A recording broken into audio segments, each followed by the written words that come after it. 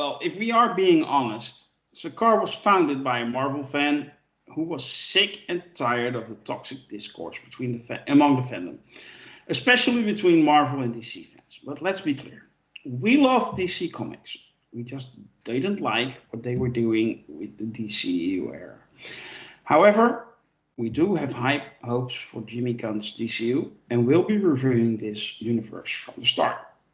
And we hope it will be fantastic.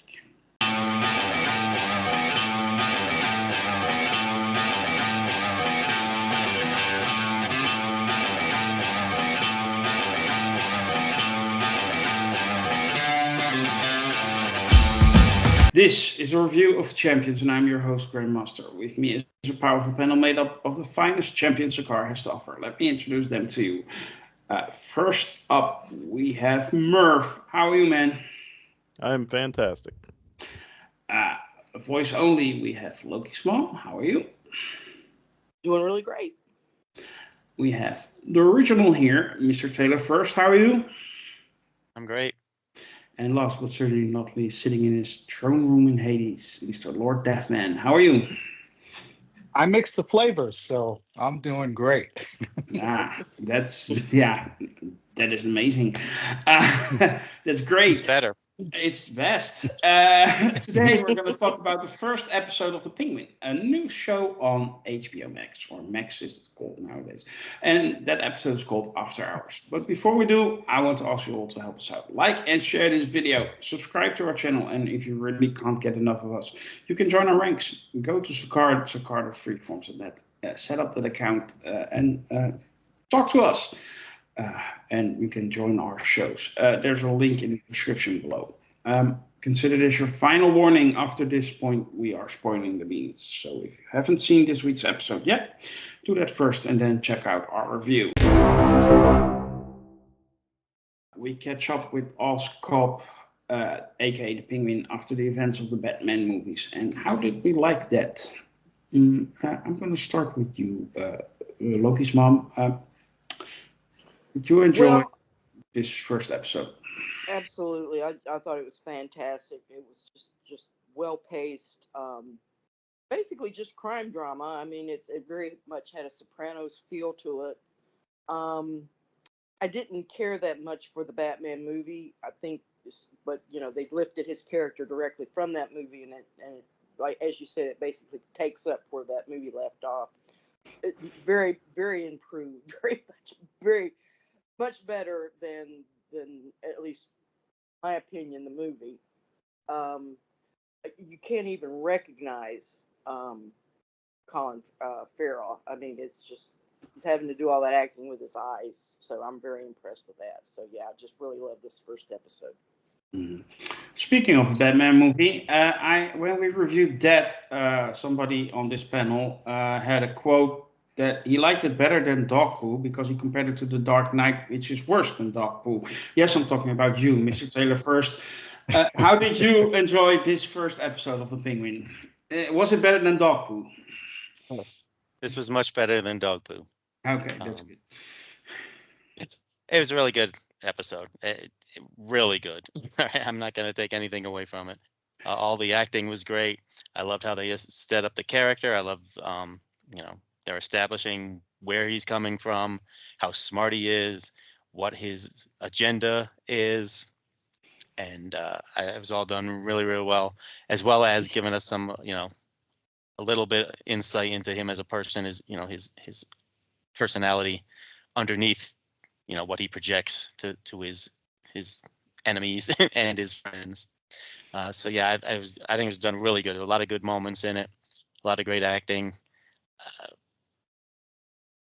He was probably the best part in the Batman, to be honest. And I liked the Batman. I didn't, it's not my favorite Batman movie, but I did like the Batman.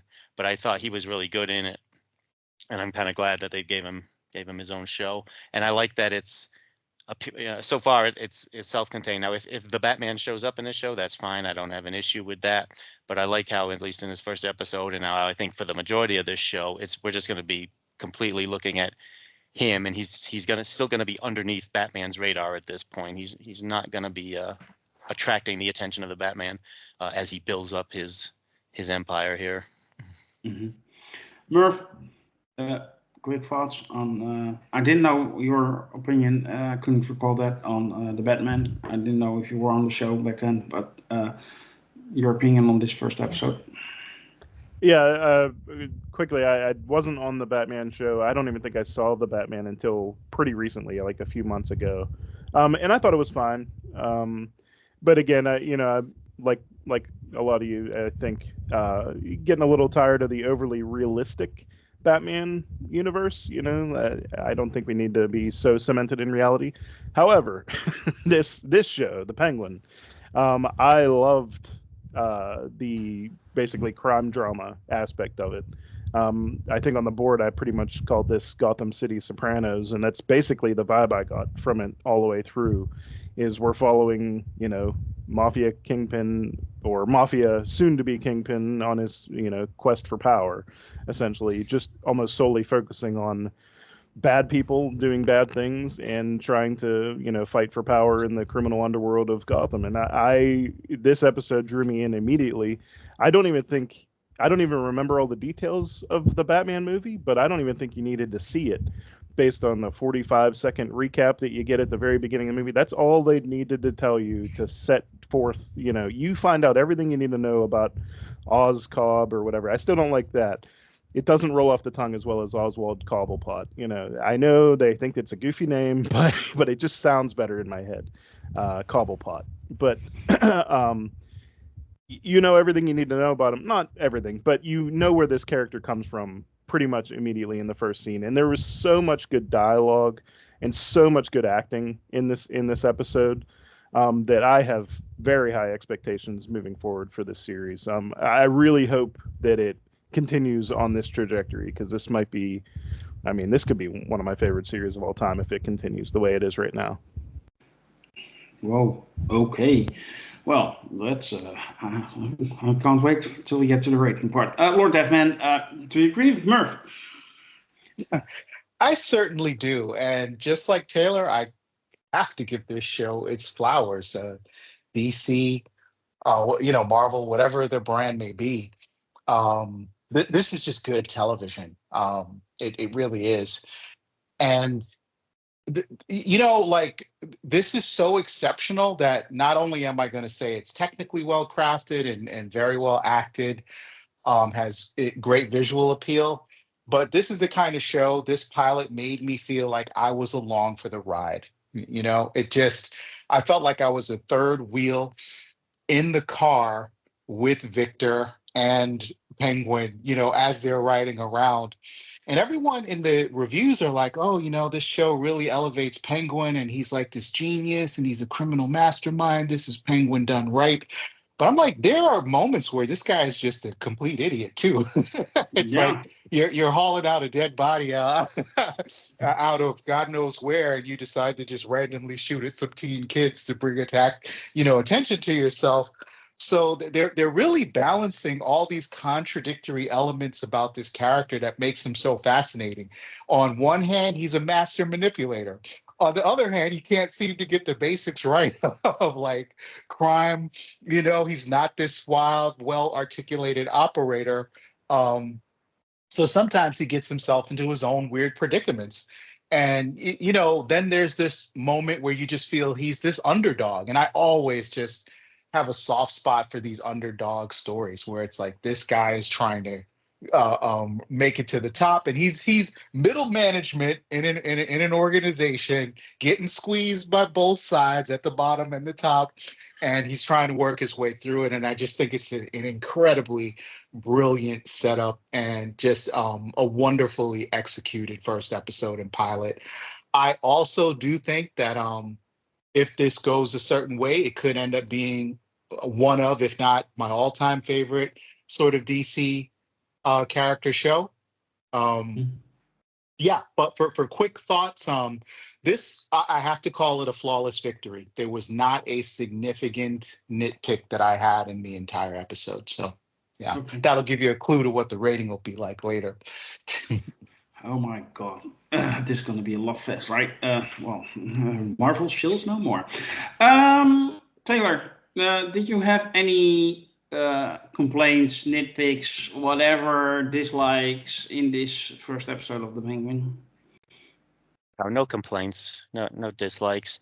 The one scene that I liked less than the rest of the episode was the scene with his mother, and there was nothing wrong with it. I just didn't like it as much as I was enjoying all the rest of the episode. I think it slowed things down for a second there, but again, there was nothing wrong with it.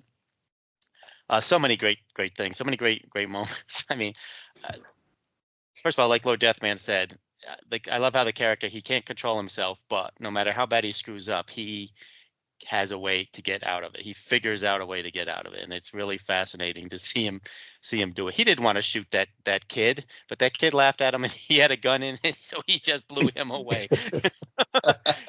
He's like, "You're laughing at me," and then he just goes, "Damn, why did I do that?"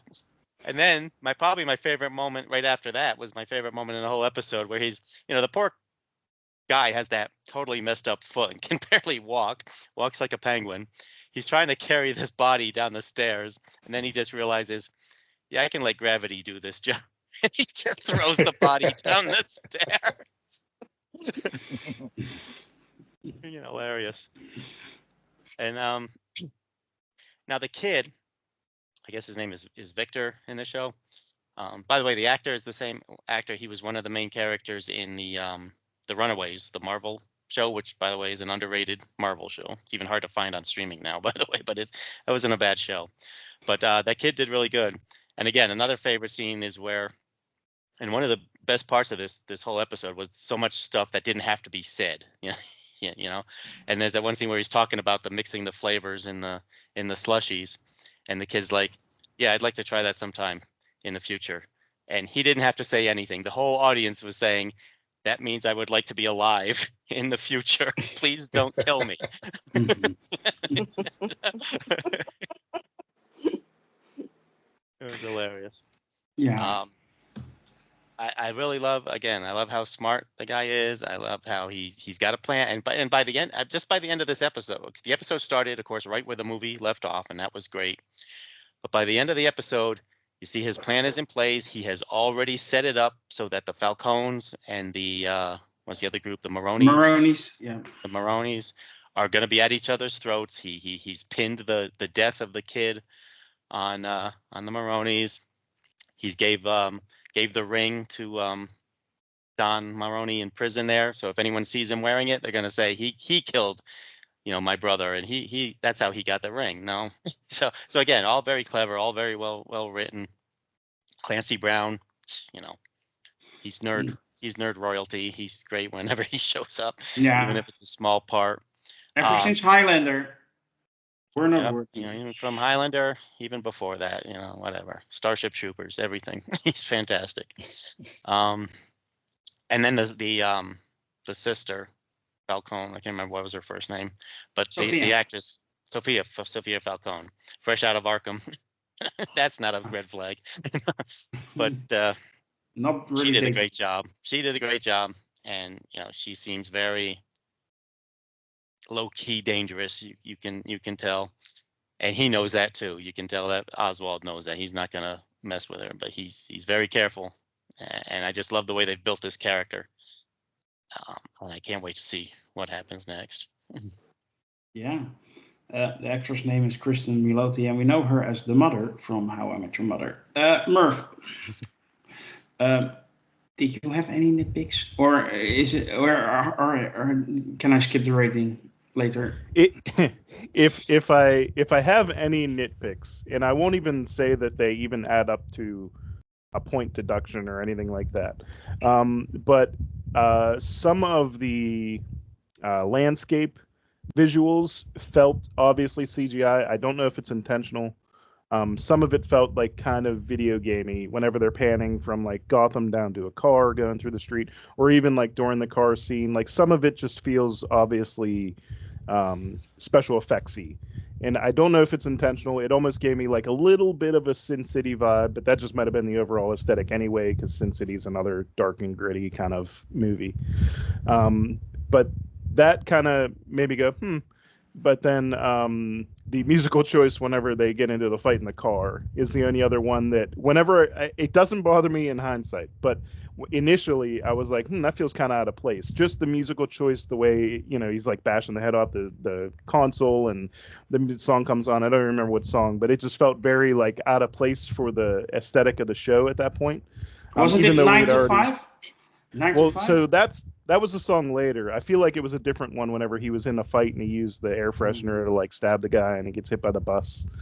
It could be 9 to 5. I can't remember the actual song. I just remember it took me out of it for like a brief second, just because it didn't feel like we were hitting that tone up to that point. That felt more like a Deadpool moment as opposed to like the Penguin up to that point moment. But again, these are extremely mild nitpicks for an episode that I absolutely loved. Have to double down on all the love that Colin Farrell is going to get from this. It was fantastic. His makeup, the makeup, whoever does the special effects and the makeup, they were absolutely wonderful, top notch. I I know this is Colin Farrell. I'm looking to try to find Colin Farrell in this costume, and I can't. And it looks so perfectly like mildly Dick Tracy, but not so far as to be absurd. Like it's like that perfect level of like it's not too much, and it captures that disfigurement of the Penguin that they're going for here.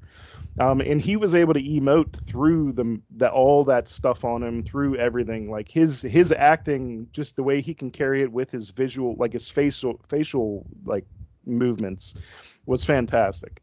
Immediately, top notch. But Sophia was the second standout. Kristen Milioti just drew me right in. I mean, she's attractive, but she's also insane, and she's also a huge threat to Oswald in this. I just love the character right out of the gate. And I'm pretty sure I'm a little bit familiar with the character from reading some of the stories. She might have been in The Long Halloween or some of the stories that I've read for the Batman.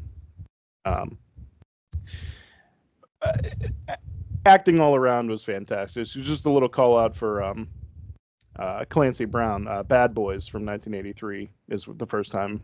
He was very young in that, but he's fantastic. It's Sean in that Penn. as well. With Sean Penn. Very, very fantastic movie. A lot of good young actors in that. This show is basically a crime drama skinned with Batman characters, or criminal, specifically the mob type Batman characters. I hope it continues on this trajectory, and I think it will, at least for the first season.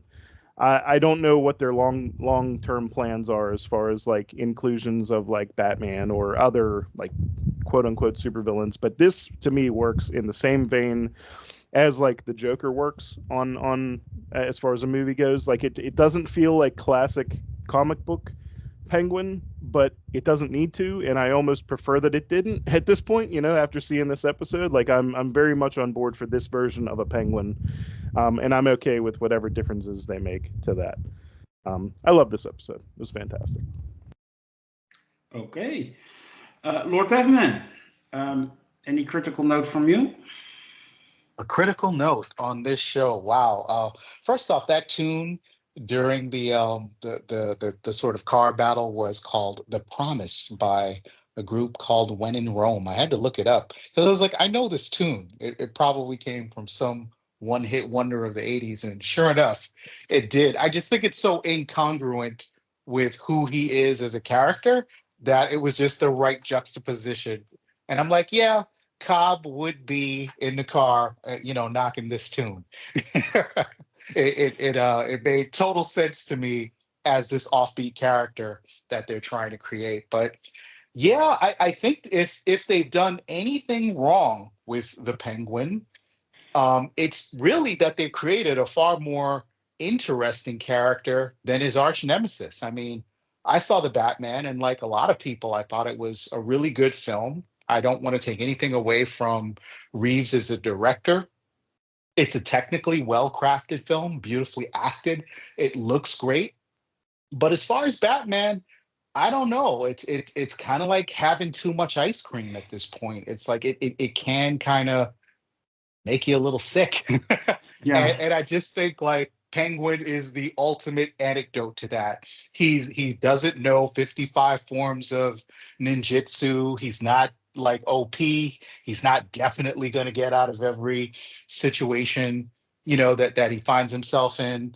This is just so refreshing. And again, I always have this soft spot for storytelling that involves um, underdogs. And this just is right in the sweet spot of that. You got to root for this guy, even though he is a fairly violent sociopath who is trying to work his way up a criminal organization via, murder and mayhem. And the show just has such excellently well orchestrated mayhem. It's like it is so abrupt. It seems to come out of nowhere sometimes. So not much bad to say about it, other than that they've unintentionally made me a little less interested in Batman. And I wouldn't mind if I didn't see him at all in this show. To be honest with you, this just seems tangentially related to the Caped Crusader. But what did I like Mm. about the show? I think that first off, there's everything to like about it, but I can't sit here talking about the 57 different things they did right. So I have to pick the one thing that they did exceptionally well, and it's Colin Farrell. He's not just acting with his eyes, although I'll admit there's a lot of great eye acting going on, but it's the body movement. He's created a total character here. It is a complete and total submersion into this character. And there's only like maybe like 1 second out of or 1 or 2 or 3 seconds out of this whole episode where I'm like, oh, maybe that was Colin Farrell. Like something snuck into the accent for like just a second. It was like it sounded a little European for a moment, or UK, Irish, right? I was like, oh, Yeah. maybe for a second I heard it, but for the Yeah. most part, he is completely committed to this character, from the walk, the stance, the speech pattern, the eye movements. I think they've also really, I got to give the makeup team a lot of credit here for enhancing this character, because the makeup looks even better than it did in the movie. I don't know if they just kind of did a 2.0 upgrade to it, but the scar seems so much more deeply inset, like the sort of fatty subcutaneous layers are moving in a way that feels like, oh, this guy could be a little heavy set and overweight. Whereas in the Batman, there were 1 or 2 times I'm like, oh, he's got a fat suit on. I get it. But Yeah. it's a great performance, great story, great setup. Yeah, I even like this to be 100% fair, and again, to give people their flowers when they deserve them. I thought this was even a little bit more fun than Agatha All Along, which I also really enjoyed this week. Yeah. Well, we actually got to see Oz in his birthday suit, and I couldn't spot any fat suit. Mm-mm. Yeah. So very well done. Loki's mom. Do you have any criticism of this first episode, or are you just like the rest of the panel, just totally in love? I'm just giddy for the penguin. Okay. Um, but I'll mention this, and I've always been critical of, and even though many of them are well done, is where you have an evil villainous person as the hero. Um, However, I think it works here because all the other characters are just as despicable as he is, with the Hmm. exception of maybe Vic. But the redeeming value in the penguin is that he spares Vic. Something he just couldn't pull that trigger on that kid. Hmm. So whatever I'm going to kill him. And he kind of goes back, and you can see him going back and forth. Is he going to dispatch this kid? And then it's in his gears, and we don't realize it till the very end that he's working. Oh, how can I use this? How can I do this? The penguin, when he's there with Maroni, he's in the prison. He's explaining, I'm your logistics man. I'm the one that makes all this stuff happen. So I think he sort of conveyed that that's the penguin's talent right there, at least this particular penguin. And so yeah, I think it can work. I'm going to see what if they can redeem him in any way. I don't think so. I think he's already done enough murder. he needs to be put in prison for the rest of his life. But we'll see how it goes. Yeah, Colin Farrell was, like you say, everything. That suit worked, the makeup worked. He's great. He really conveys this idea of a man who's in pain all the time. You know, he has that club foot and he has a cumbersome body. He's overweight, you know. He likes to eat too much. So I think he really conveyed that. So if this guy doesn't get an Emmy for this episode alone, they can close down the Emmy shop. But so far, I really can't see any demerit or any faults with it as far as production value and everything connected with it. I do like that we've gotten away from the ridiculous cartoony penguin where you think of Burgess Meredith and then Danny DeVito played him later on.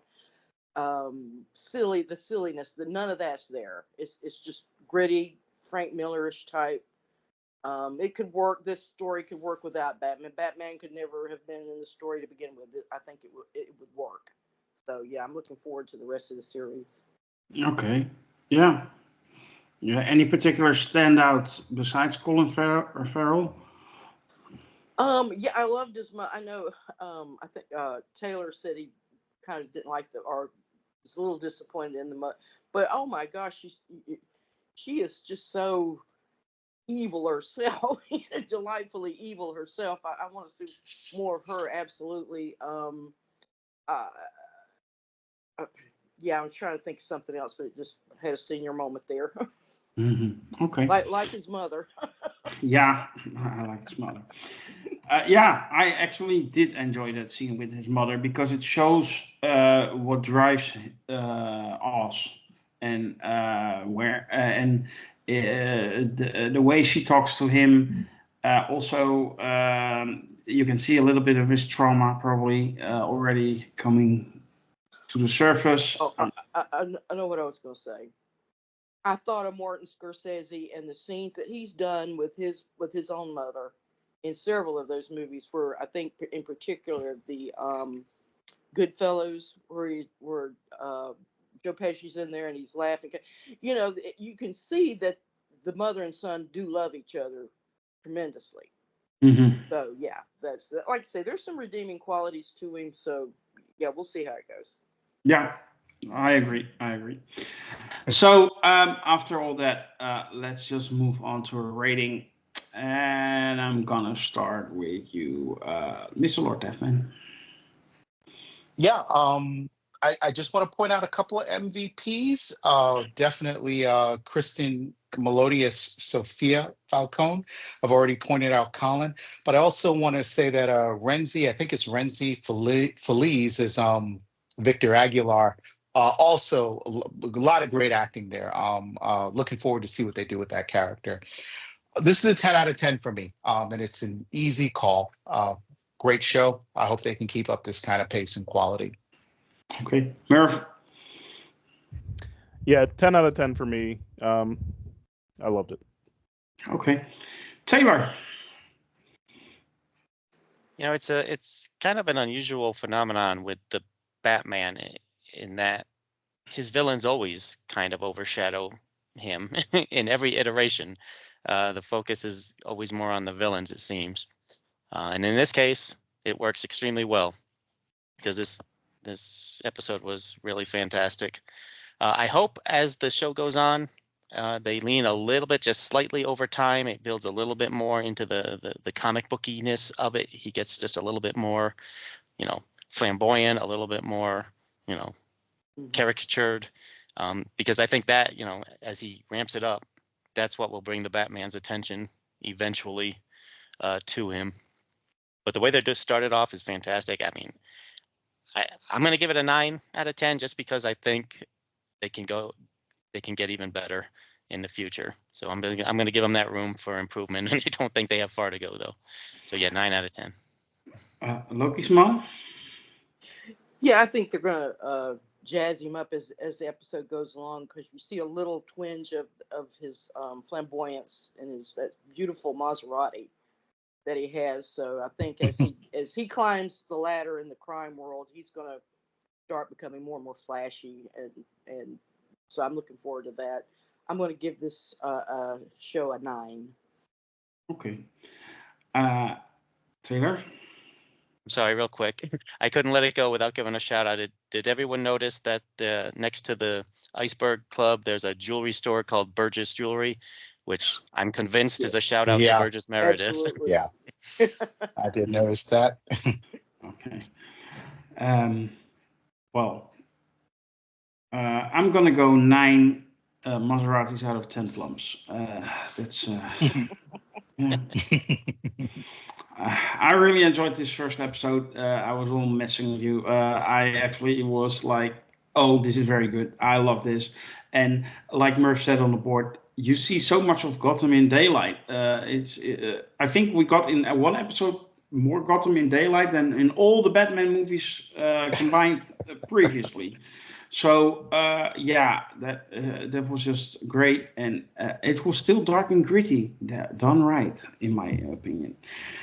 Okay, that will conclude this week's review of Champions for episode 1, called After Hours of the Penguin. We hope you have enjoyed our discussion today. If you did, you can help us out, like and share this review, and subscribe to our YouTube channel. And if you really want more, you can join our forum at Sakarda Freeforms. We would love it if you do that. The next episode will be reviewed on the channel, but since this is recorded across continents, we don't get the content at the same time. In my country, the next episodes will drop on Monday, so we will be reviewing it in the weekend after. So just before you can watch the next episode, our review will drop for the previous episode. Nice catch up, right? Don't forget to check out our other 2 review series currently running on the channel for Rings of Power and Agatha All Along. In 2 weeks' time, we will be dropping 5 different shows in 1 weekend. So be excited for that. We are. And for now, I want to thank you all, also on behalf of our champions, and wish you to walk steady. Bye.